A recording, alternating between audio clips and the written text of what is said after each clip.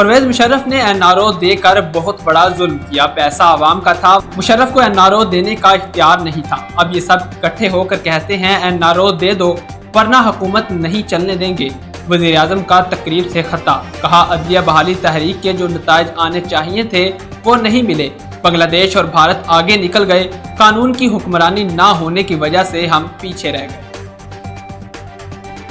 تحریک جج صاحبان تو بحال ہو گئے، لیکن تحریک کے وہ مقاصد جس کے لیے کئی گمنام ہیروز نے قربانیاں دیں پایا تکمیل تک نہ پہنچ سکے۔ عدلیہ کی بحالی کے دوران جو نعرے لگے اس کے ثمرات عوام کو نہیں ملے۔ عوام کو یقین ہونا چاہیے کہ ریاست ماں کی طرح خیال رکھتی ہے۔ چیف جسٹس اسلام آباد ہائی کورٹ کا تقریب سے خطاب، کہا ممکن نہیں کہ عدلیہ نظام خلا میں انصاف کا ضامن بن سکے۔ قانون اور آئین کی بالادستی ہوگی تو کمزور طبقوں کے حقوق کا تحفظ ہو سکے گا، کسی بھی شہری کو انصاف کی فراہمی سے محروم نہیں ہونے دے گی۔ قوم کی حمایت نہ ہو تو بڑی سے بڑی فوج بھی ریت کی دیوار ثابت ہوتی ہے، جیسا پڑوسی ملک میں دیکھا۔ Army chief general Qamar Javed Bajwa کا GHQ میں یوم دفاع کی تقریب سے خطاب، کہا کچھ لوگ ملک دشمن عناصر کے ہاتھوں استعمال ہو رہے ہیں، اندرونی انتشار پھیلانے والوں سے سختی سے نمٹا جائے گا۔ ارض پاک پر کسی پرتشدد رویہ یا انتہا پسندی کی اب کوئی گنجائش نہیں، طاقت کا استعمال صرف اور صرف ریاست کا اختیار ہے۔ کسی گروہ کو ہتھیار اٹھانے کی اجازت دیں گے نہ علاقائیت، لسانی نظریے اور مذہب کی بنیاد پر ریاست کو بلیک میل کرنے کی۔ لیفٹیننٹ جنرل فیض حمید کا دورہ کابل تعمیری تھا، تقریبی نہیں، کامیاب رہا، مقصد کسی کی تذلیل نہیں تھا۔ افغانستان میں امن قائم ہوگا جب تک TTP ہے، دہشت گردی کا خطرہ موجود ہے، بیرونی اہلکاروں اور اندرونی دشمنوں کا قلع کما کرنا ہوگا۔ Army chief general Qamar Javed Bajwa کہتے ہیں خطے کی صورتحال پر گہری نظر ہے، پاکستانی قوم افغان بھائیوں کے ساتھ کھڑی ہے، امید ہے عالمی برادری افغانستان کی ترقی کے لیے کردار ادا کرے، توقع ہے افغانستان میں تمام فریقین پر مشتمل مستحکم حکومت قائم ہوگی۔ 6 ستمبر ایک دن نہیں بلکہ ہماری قومی تاریخ میں استعارہ ہے، جو ہمیں یاد دلاتا ہے کہ کیسے پوری قوم ایک غیر اعلانیہ جنگ کے خلاف دشمنوں کے ناپاک عزائم کی راہ میں سیسا پلائی ہوئی دیوار کی مانند کھڑی ہو گئی۔ دشمن ہماری آزادی اور خود مختاری کے در پہ ہے، وطن کی مٹی کی حفاظت کے لیے کسی بھی قربانی سے دریغ نہیں کریں گے۔ صدر مملکت عارف علوی کا یوم دفاع و شہداء کی تقریب سے خطاب، GHQ میں دفاع اور شہداء کی مرکزی تقریب میں شہداء کے اہل خانہ اور غازیوں نے شرکت کی۔ آبدہ پروین، عاطف اسلم، شفقت امانت علی، ساحر علی بگا، سجاد علی نے ملی نغمے گا کر شرکاء کا لہو گرمایا۔ تقریب میں پاک فوج کی بہادری سے متعلق دستاویزی فلم بھی دکھائی گئی۔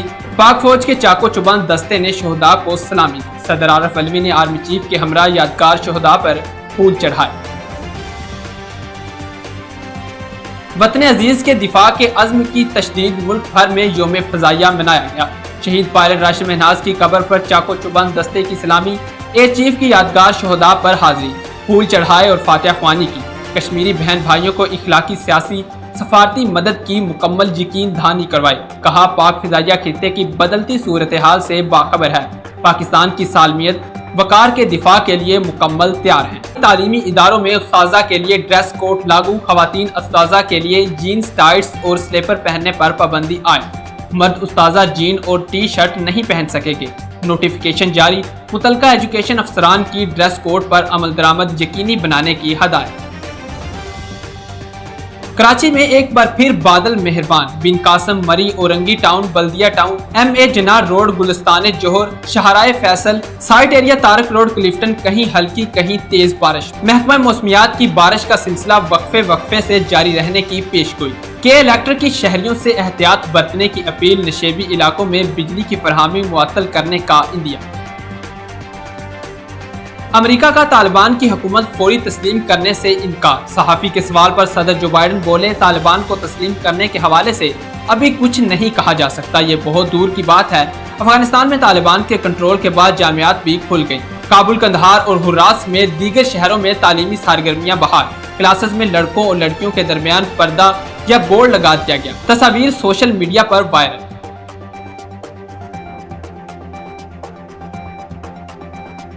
9/11 حملوں کے مبینہ ماسٹر مائنڈ خالد شیخ محمد समेत 5 मुलजमान के खिलाफ मुकदमे का दोबारा आगाज। कोरोना के बायस 17 माह तक केस की कार्रवाई तातुल का शिकार रही। खालिद शेख मोहम्मद और दीगर 4 मुलजमान जेल में 15 साल से कैद हैं। पांचों मुलजमान 2019 के बाद पहली बार फौजी ट्रिब्यूनल में पेश होंगे। नैब और हुकूमत एक ही है। मौजूदा हुकूमत मुआहदे से दुगनी कीमत पर LNG खरीद रही है, मगर नैब इसकी तफ्तीश कभी नहीं करेगी। शाहिद खाकान अब्बासी कहते हैं, नैब ने अपने मुल्क को तो मफलूज कर दिया, अब दूसरे मुमालिक से भी ताल्लुकात खराब कर रहा है। नैब का मकसद सियासत पर असर अंदाज होना और सियासी वफादारियां बदलना है। चेयरमैन नैब की मुद्दत मुलाजमत में तोसी की कानून में कोई गुंजाइश नहीं। तोसी हुई तो मामला सुप्रीम कोर्ट तक जाएगा। सिविल एविएशन अथॉरिटी की 2 एकड़ से ज्यादा मलकीती अराजी की मुबैना मुंतकिली की तहकीकात। FIA ने दोबारा CI अफसरान को तलब कर लिया। सिंध के सूबाई वजीर अवैस कादरी शाह के खिलाफ आमदन से जायद असासाजात केस। अदालत ने अवैस कादरी शाह की जमानत में 14 सितंबर तक तोसी कर दी। PP रहनुमा ज़ियाउल हसन की अबूरी जमानत में 4 नवंबर तक तोसी।